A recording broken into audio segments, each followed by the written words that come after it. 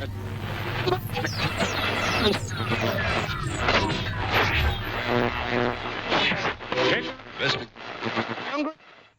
there you go, ladies and gentlemen. You have one finished crate. Now, these are fun projects to do, and I tell you what, if you want to paint this, if you were going to paint this crate, I would have painted all of this before I put it together, and then just touched up where my staples were. That would have been way easier than trying to get a paintbrush in these little bitty slats and around in here. So I would paint it. If I'm going to paint it or stain it, I would paint it or stain it first, then assemble it, then touch it up.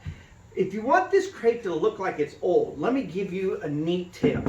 We learned this a while back, and it's kind of a cool thing to do, and it's not something that you're going to see very often.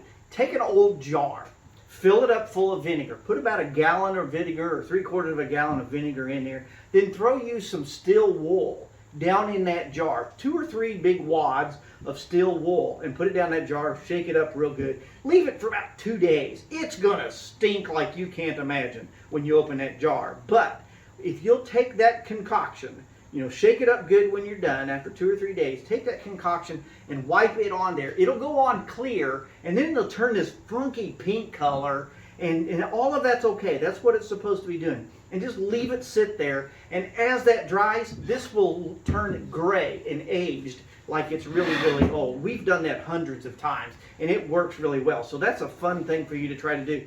At this